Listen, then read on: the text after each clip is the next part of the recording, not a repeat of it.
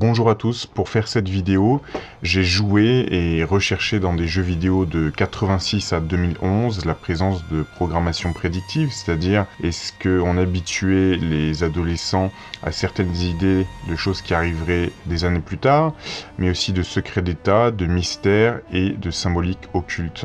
Top Secret, un jeu de 1986. On a notamment un élément intéressant, c'est que dans la mission qui nous est confiée, je cite, « C'est une île située en face de la côte ouest allemande, l'endroit où vous devez travailler.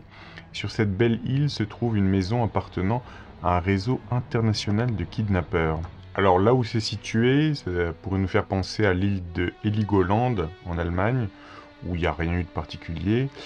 Par contre, on a Zandvoort qui était pas très loin en Hollande et qui donne sur la mer, qui nous rappelle des histoires assez sombres. Mais ça peut nous rappeler évidemment l'île d'Epstein. Hein. Alors évidemment, c'est pas le vrai lieu, c'est une île, mais voilà, un réseau international de kidnappeurs. Votre mission est de fouiller cette maison. Beaucoup d'agents l'ont fait avant vous, mais soit ils n'ont rien trouvé, soit ils ne sont pas revenus. The Secret Codes of Cypher, jeu sorti en 91. Alors vous pouvez noter déjà l'œil qui est en dessous du titre. Donc, les codes secrets de Cypher, Opération Faune Sauvage, 1991. Top secret, ultra secret, Cyphergram. Cypher fournit un service pour les personnes qui ont besoin d'envoyer des télégrammes ultra secrets appelés Cyphergram. Donc le contexte, en 1991, je crois que le principe d'Internet était sorti, notamment grâce à un ingénieur du CERN à Genève, mais les gens n'étaient pas du tout habitués à envoyer des mails. Donc pour moi, c'est Cyphergram, on voulait habituer les gens aux mails. Pour des raisons de confidentialité, le message d'un client est codé et divisé en plusieurs parties avant d'être envoyé à sa ville de destination. Ça peut nous faire penser aussi au réseau Tor. Hein. Vous savez qu'il utilise différentes IP des gens qui utilisent le réseau, ce qui fait que toutes les 10-15 minutes ou autres, on passe d'une IP à l'autre et c'est divisé en plusieurs paquets successifs pour que les entrées et les sorties d'IP soient plus difficiles à trouver pour n'importe quelle personne mal ou bien intentionnée. Cypher a des clients et des agents de terrain dans le monde entier avec des opérations dans la plupart des grandes villes. Dans chaque ville d'opération, l'ordinateur principal de Cypher est connecté à un lieu secret. Lurk est un groupe de contre-agents maladroits qui tentent toujours de voler les cyphergrammes de nos clients. Donc là, on a affaire à des hackers et plusieurs années plus tard, on aura des hackers russes ou peu importe la nationalité, qui voleront par centaines de milliers des numéros de carte bancaire, des fichiers sur des personnes, etc., qui seront échangés sur des plateformes comme Tor, sur certains sites. Donc là aussi, comment on pouvait le savoir à l'époque, en 91, au tout début de l'Internet expérimental. Hein. Forcément qu'on voulait nous habituer au principe que des données seront volées.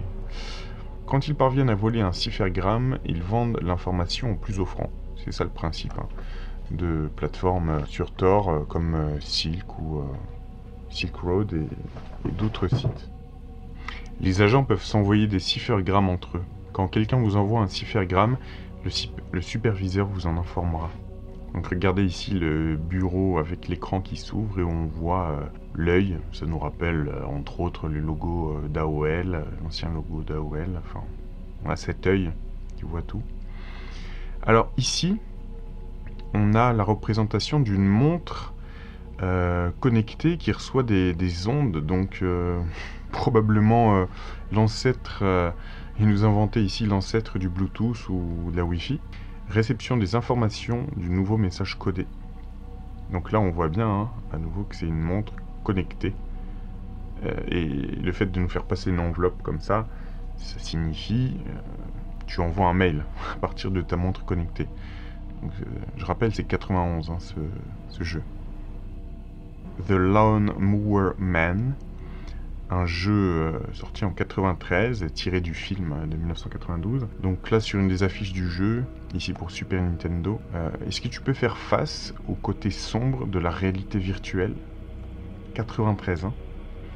Et je vous rappelle à nouveau, Je vous avais sorti, enfin doublé cette série Wild Poems de Bruce Wagner, je crois, qui parlait en 93 de réalité virtuelle, mais c'était le tout début, enfin c'était au stade expérimental tout ça. Vous allez voir, extrêmement intéressant.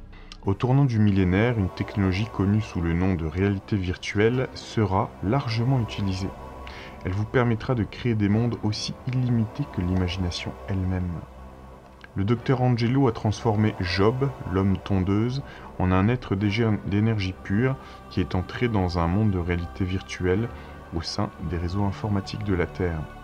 Alors je vais faire une petite parenthèse ici. On voit bien hein, cette volonté, enfin c'était évident pour Hills que à partir des années 2000, même si pour l'instant ça n'a pas entièrement fonctionné avec leur métavers, mais c'est leur volonté de créer cette réalité virtuelle, hein, ça c'est une chose. Et dans le nom de Job, ça nous fait évidemment penser au passage de la Bible. Donc il y a certains passages de Job qui sont intéressants, je ne sais plus si c'est 13, verset 13, ou il faudrait regarder, mais est-ce que ça fait référence à quelque chose? Il faudrait regarder.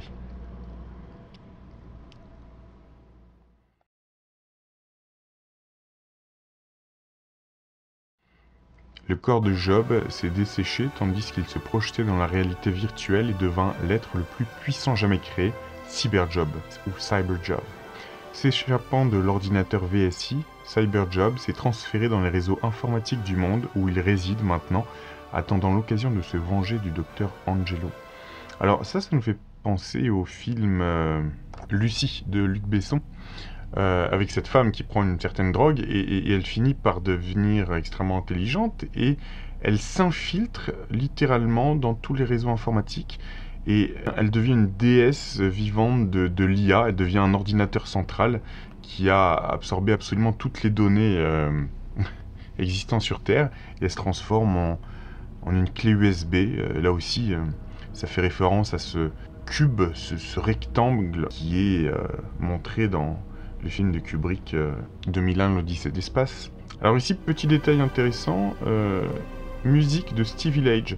Alors Stevie Lage, c'est un musicien, je crois, anglais de musique New Age et électronique que j'écoutais plus jeune. Enfin, j'ai des vinyles où il y a des symboles kabbalistiques dessus évidents, comme des pyramides, des choses comme ça.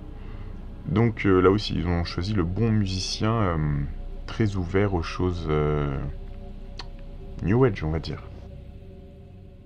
Angelo's experiments on Roscoe, a laboratory chimpanzee, proved conclusively that it was possible to increase the intelligence of a subject, to tap into the immense powers of even an ape's primitive brain. Angelo's experiments on Job changed him from a simple lawnmower man into an entity of pure energy who existed only in virtual reality. Job brought the world to its knees when he rang every phone in the world and crashed the global computer network. Nations fell, borders changed. He reached out to the people who had so much influence on his life.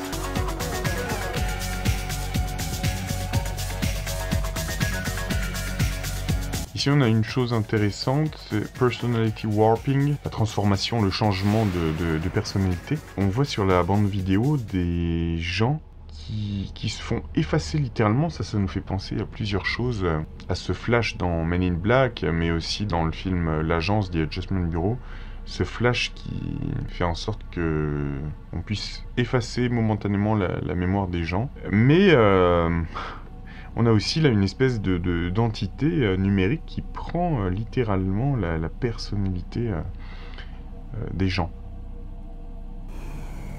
Donc là on a la symbolique de l'œil. Change brainwave parameters. Brainwave pattern altered. Still looking very good. You just have to play the game. I gave myself a boost, Doctor.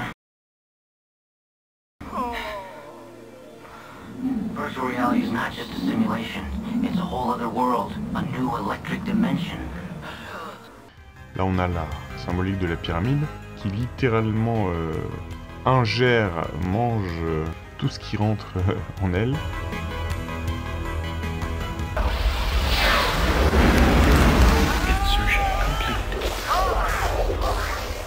Alors ici on a cette séquence avec des insectes infectés ou tueurs, ces abeilles comme ça, avec des militaires qui essayent de les tuer dans une opération expérimentale qui a peut-être mal tourné. Ça nous rappelle totalement le film X-Files de 1997 je crois, dans lequel il y a une séquence, on voit l'État américain dans une expérience ultra secrète qui entretient des milliers d'abeilles. Alors on ne sait pas si c'est des abeilles robotisées comme des sortes de petits drones ou si ce sont des abeilles génétiquement modifiées ou dont le but est de piquer l'homme avec des sortes de virus. On ne sait pas, mais il y a quelque chose de mystérieux avec ça, donc qui est repris ici. Et donc là on a l'IA ou cette personne dans la réalité virtuelle qui dit « Ici je suis Dieu ». Alors dans la version Sega Genesis du même jeu, on a quelques petites variantes intéressantes, donc je ne vais pas vous relire tout le texte, mais on a ceci. Ses créateurs, donc à ces mondes artificiels, prévoient des millions d'utilisations positives, tandis que d'autres la craignent comme une nouvelle forme de contrôle mental. A new form of mind control. Donc ici on a une introduction qui n'est pas dans la version Sega CD, donc je vais vous lire. Job était un simple d'esprit, tout le monde l'appelait l'homme tondeuse. Le docteur Angelo a expérimenté avec la réalité virtuelle pour augmenter considérablement l'intelligence de Job. Alors ici j'ai mis la pochette du livre Des fleurs pour Algernon de Daniel Keyes. Ça nous fait totalement penser à ça, hein. Les élites qui veulent augmenter l'intelligence des hommes moyens. La recherche était financée par The Shop, le magasin. Leur intérêt portait sur son potentiel d'utilisation militaire. Ils ont programmé Job avec leur propre traitement de réalité virtuelle et ont créé un monstre. Seuls Angelo et Carla peuvent s'introduire dans le domaine virtuel de Job et le vaincre. On passe maintenant à l'histoire et ses petits secrets avec Assassin's Creed 3 qui est sorti en 2012. Là c'est la version remasterisée du jeu. Donc là les dialogues sont en français, donc je vous laisse écouter. Je crains que le temple n'abrite qu'une peinture rupestre. Mais il contient des images et des écrits des précurseurs. Nous approchons du but. Pas suffisamment, on dirait. Nous devons redoubler d'efforts, étendre l'ordre, et établir une base permanente en Amérique. Je le crois digne de partager notre savoir et de jouir de tous les avantages que cela comporte. Vertu de respecter les préceptes de notre ordre et tout ce que nous défendons. Je le jure. Et de ne jamais divulguer nos secrets ni la véritable nature de nos actes. Je le jure. De nous rester fidèles jusqu'à la mort, quel qu'en soit le prix. Je le jure. Tu fais désormais partie de nous, mon frère. Tous ensemble, nous allons donner naissance à un nouveau monde. Un monde d'ordre et de finalité. Donne-moi ta main. Tu es un Templier. Toi et toute ton espèce, vous vivez comme des bêtes, sans vous soucier de comment tourne le monde. Que veulent les Templiers? Ce qu'ils ont toujours voulu, le pouvoir. Les colonies offrent une vraie opportunité, la possibilité d'un nouveau départ, libéré du poids du passé. C'est pour cela qu'ils soutiennent les Anglais. Ici, ils ont la chance d'illustrer les mérites de leurs croyances. Tout un peuple au service de l'ordre et de la discipline. Quel est le but réel des Templiers? L'ordre, la finalité, la cohérence. Rien de plus. Ce sont les assassins qui compliquent tout avec leur discours sur la liberté. Jadis, ton ordre défendait un idéal bien plus sensé. La paix. La liberté est la paix. Oh non. C'est une invitation au chaos. Regarde la révolution que tes amis ont lancée. J'ai assisté au Congrès continental et je les ai écoutés beugler en faisant des pieds et des mains. Tout ça au nom de la liberté. Mais ce n'est que du bruit. Un ordre visionnaire. Les assassins peuvent avoir la réalité. Il incarne La promesse d'un meilleur avenir. Le troupeau a besoin d'un berger. Même lorsque les tiens semblent triompher, nous nous relevons. Sais-tu pourquoi? C'est parce que notre ordre puise sa force dans la réalité.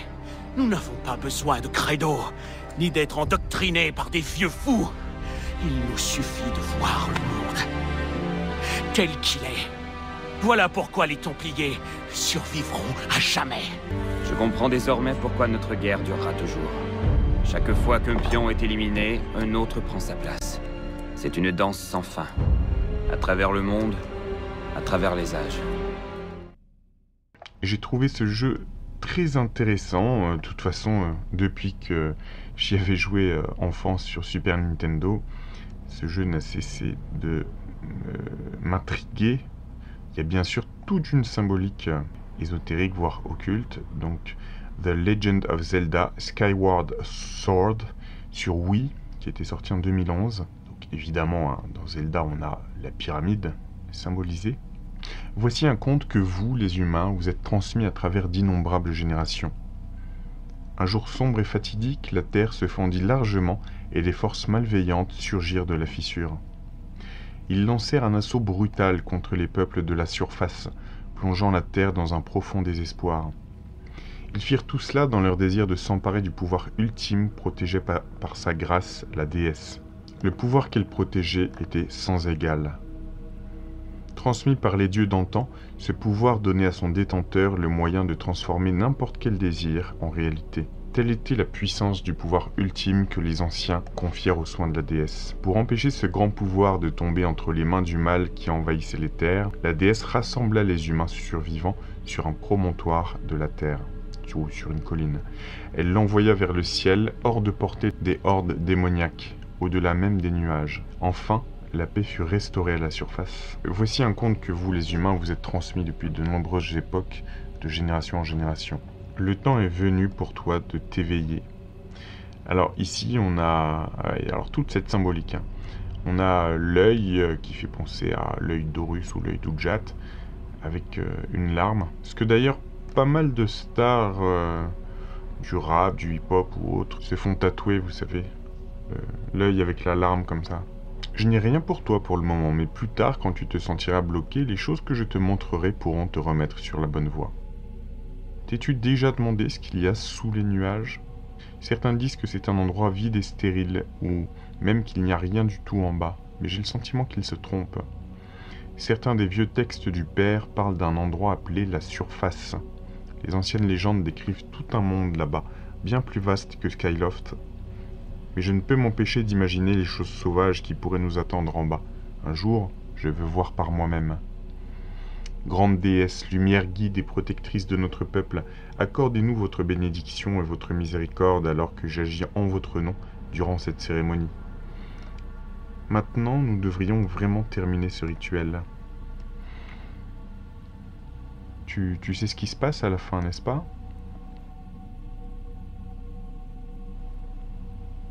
Je t'attendais. Alors naturellement, ça me fait penser à la flamme violette de Saint-Germain, qui est assez connue en ésotérisme. Ici, comment utiliser la flamme violette?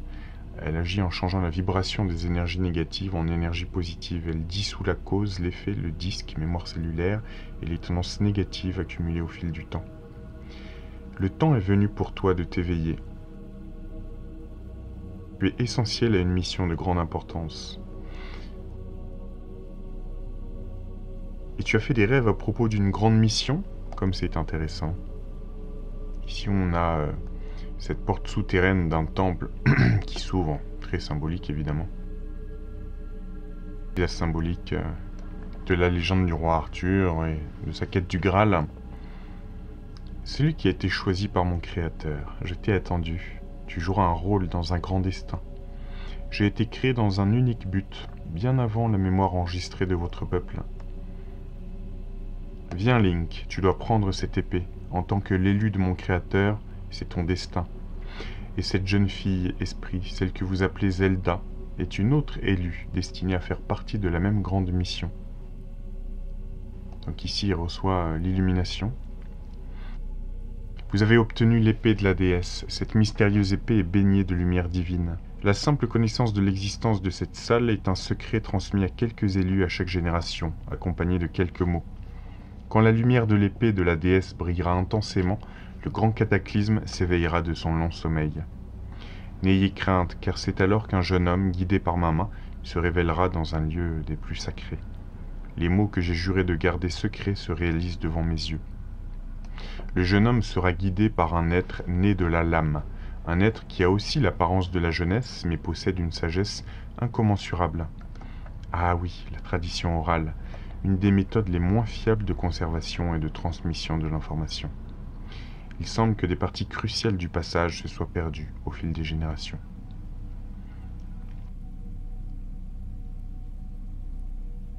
Le jeune homme qui tire l'épée directrice sera connu comme le héros élu de la déesse, et c'est lui qui possède un esprit inébranlable. Il sera chargé de la tâche d'effacer l'ombre de l'apocalypse qui plane sur cette terre. Tel est son destin. Ce n'est pas une tâche facile, Link. Le monde d'en bas est un endroit abandonné, et pour l'atteindre, tu dois percer la barrière de nuages en dessous.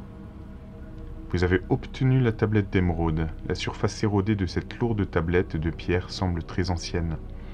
Alors évidemment, ça me fait penser à la table d'émeraude d'Hermès Trismégiste, bien connu des ésotéristes, des occultistes aussi, avec notamment ce qui est en haut et semblable à ce qui est en bas, as above, so below. Et ça nous rappelle cette symbolique dans Zelda, avec au-dessus des nuages et en dessous, bien évidemment.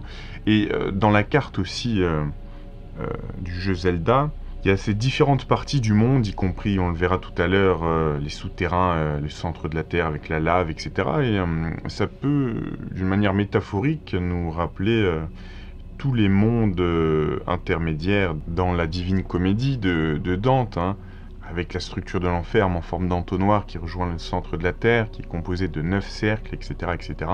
On a aussi symbolique de Lucifer qui se rebella contre Dieu, ce dernier le précipita sur la terre depuis le paradis, etc. Et on verra quand Link descend en dessous des nuages, il utilise en fait ce rayon de lumière qu'il fait descendre sur la terre, un peu comme Lucifer, ou un petit peu aussi comme Icare quand il s'approche tellement près du soleil, de la vérité, qu'il ses ailes brûlent et il tombe donc sur terre. Je continue.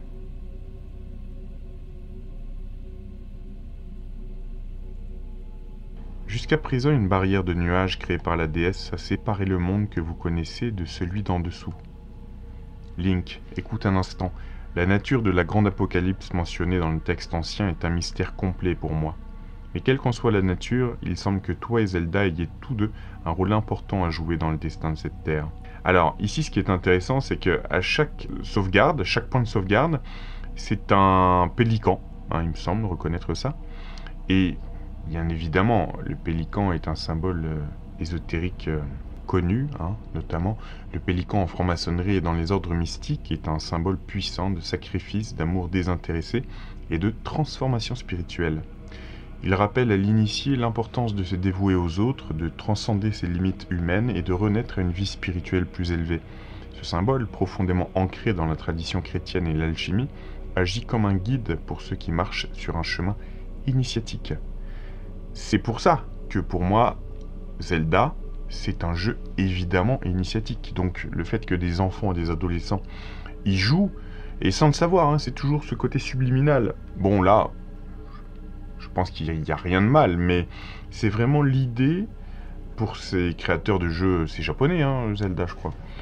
On a quand même probablement des initiés qui créent les scénarios de ces jeux vidéo, dans un but quand même d'initier les enfants et les adolescents sans qu'ils le sachent. Alors ça résonnera plus chez certains que chez d'autres, mais il y a une volonté quand même. Je continue. Il semble que tu pourras atteindre la surface en passant à travers le portail dans les nuages à la base de la colonne. Donc ici, on le voit chuter sur Terre, ce qui nous fait penser à Lucifer.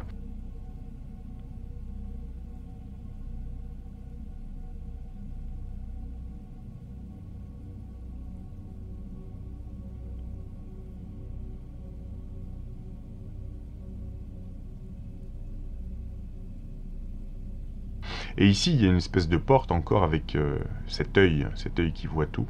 Enfant du destin descendu du ciel. Lève l'épée de la déesse vers le ciel, vise l'aura maléfique et libère son pouvoir.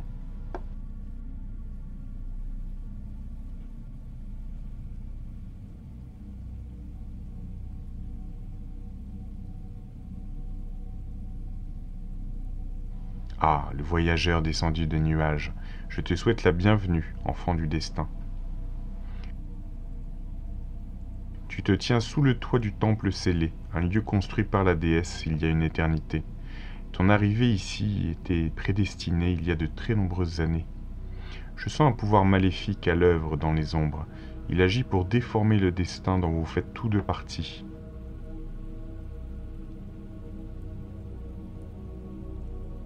Là-haut, tout le monde vénère la déesse, et les habitants de toutes les îles célestes vivent dans une société parfaite, totalement exempte de conflits ou de malheurs. Non seulement cela, mais d'après ce que je peux en dire, leur civilisation est bien plus avancée que la nôtre ici-bas. Que vient-il de se passer? As-tu utilisé une sorte de magie? La statue a réagi dès que tu t'en es approché, mon gars. C'est dingue, non? Donc on retrouve cette symbolique du pélican. Donc lui, comme il est... c'est un élu, bah... La statue en forme de pélican réagit à sa vibration. Je suis le seigneur démon qui règne sur cette terre que vous contemplez d'en haut, ce monde que vous appelez la surface. Vous pouvez m'appeler Giraim. Alors ici, ce qui est intéressant, c'est que... on a...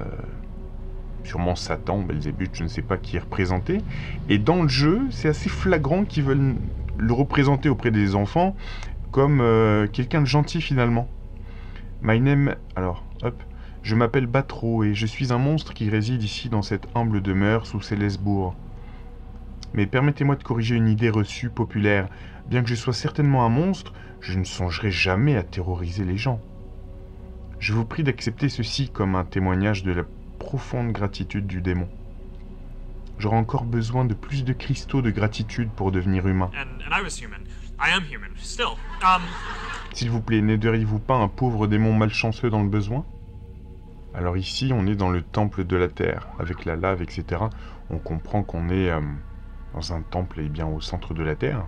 Ça nous fait un petit peu penser à l'Indiana Jones, dans lequel il y a ce culte thug qui ont officié entre le XIIIe et le XIXe siècle, bien qu'on dit que dans certaines régions de l'Inde, il en existe encore, qui sacrifiaient des gens, notamment des enfants, à la déesse Kali. C'est un petit peu ça qui est montré dans cet Indiana Jones. Alors ici, regardez, on a...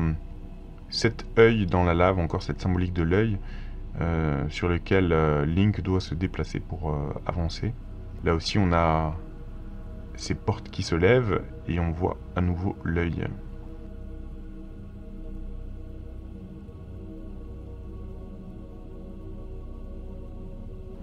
Oh, c'est toi!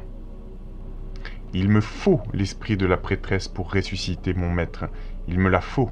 Donc, là aussi, on a une référence, bien évidemment, au sacrifice pour prendre l'âme d'une personne. Et il semble viser la princesse, la jeune princesse, qui est une jeune fille. Je dois la voir, dit-il.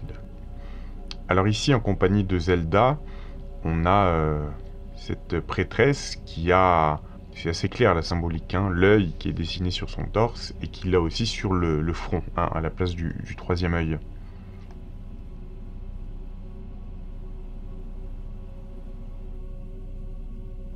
Le désert aride de la Nayru. C'est là que l'élu passera à travers la porte du temps vers un monde lointain. Donc là encore intéressant pour sauvegarder, il pose la question.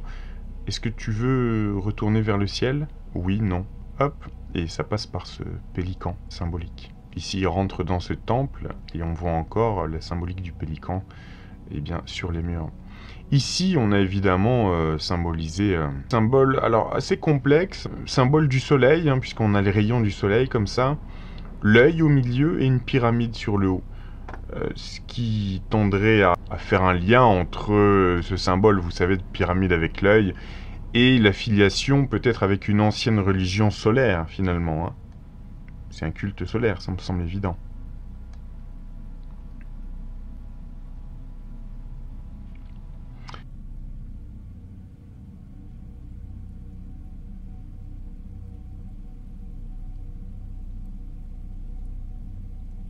Extraordinaire, tu te tiens comme un parangon de ton espèce, humain.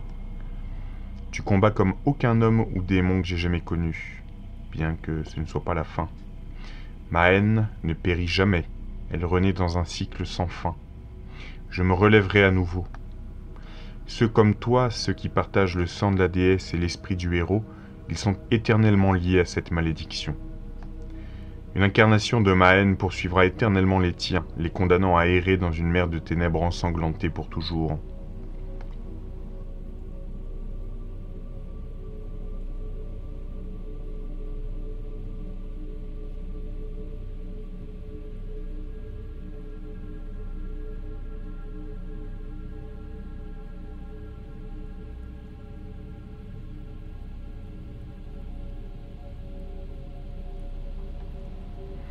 J'ai confirmé l'éradication du roi démon.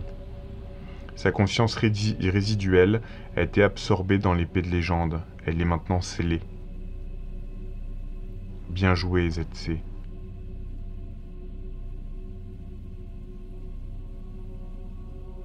Maître ZC, vous avez réussi à protéger la déesse réincarnée et vaincue de mise, accomplissant ainsi votre rôle de héros légendaire. Ma mission ici est accomplie.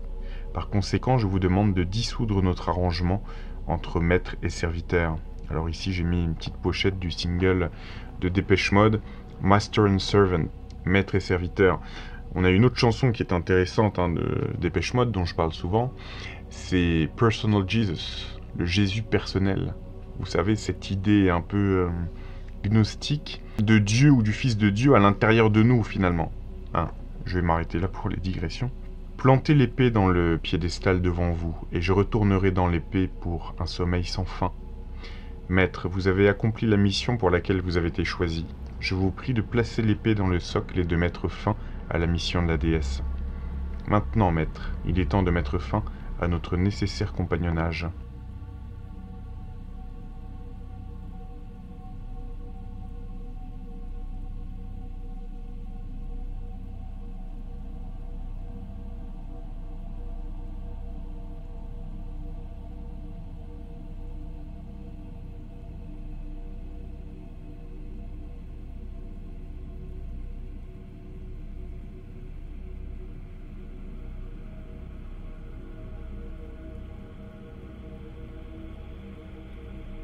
Alors ici, on a la caméra qui finalement forme la base d'une pyramide qui vient être complétée par l'épée dans le socle, qui est la quête du Graal, symboliquement.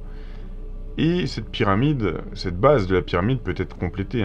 Si je mets une pyramide avec l'œil, c'est un petit peu comme dans le film de Kubrick d'ailleurs. 2001 l'Odyssée de l'espace, à un moment on voit une pyramide sans sommet et on voit au-dessus la lune qui s'accouple avec le soleil. C'est évidemment extrêmement symbolique. Et ici sur cette roue que regarde Link, on a encore une fois une pyramide au milieu avec une sorte d'illumination. On passe au jeu suivant, jeu sorti en 1988 sur IBM PC, Willow. Alors là on passe plus à l'ésotérisme, occultisme. Dans une terre mythique où la magie est réelle, vit Willow, un petit fermier Nelwyn, qui aspire à devenir sorcier. Willow devient le gardien d'une petite fille de la race des Daikini, des humains grands et guerriers que craignent le peuple Nelwyn. Selon la prophétie, cet enfant Daikini spécial détruira la maléfique sorcière Bavmorda, reine de Nockmaar, et mettra fin à son règne de terreur. À moins que Bavmorda ne puisse sceller le destin de l'enfant en premier. Ça rappelle un petit peu Zelda. Elle a donné naissance à une petite fille avec une marque prophétique sur son bras. Etna, la sage-femme, a discerné le destin de la petite enfant. L'exultante Bavmorda a commencé le long et difficile rituel qui anéantira Elora Danan, annulera la prophétie et rendra l'infâme reine de Nockmaar invincible. Il doit trouver en lui-même, donc Willow, la force de transformer Finradiel en forme humaine et lui rendre tous ses pouvoirs, afin que la bonne sorcière puisse affronter la maléfique, etc. Où tout espoir pour l'avenir sera perdu à jamais. Finradiel guide Willow dans la sorcellerie. Il doit choisir les 3 symboles magiques qui transformeront Finradiel en corbeau, en chèvre, puis en humain. Mais un mauvais choix peut provoquer un désastre, ou pire, cela peut être mortel. J'espère que vous aurez apprécié cette vidéo. Donc, bien évidemment, ça prend énormément de temps de consulter tous les jeux qui ont existé quelque part, et parmi les plus obscurs, hein, j'en ai d'autres des années 80, etc. Et il faut sélectionner ce qui est important, ce qui concerne la symbolique occulte, ou alors des secrets d'État, ou des... c'est un petit peu ça, hein, notre recherche, ou des conspirations quelconques, qui soient suffisamment curieuses, mystérieuses ou parlantes, pas des choses qui n'ont pas de sens dans la vraie vie, enfin qui ne pourraient pas résonner dans la vraie vie évidemment. Donc cette sélection est longue et on fera plusieurs parties de ça. J'espère que ça vous a plu. Donc aujourd'hui c'était de 1986 à 2011 les jeux. Mais on fera certaines périodes plus spécifiques. Je vous dis à très bientôt.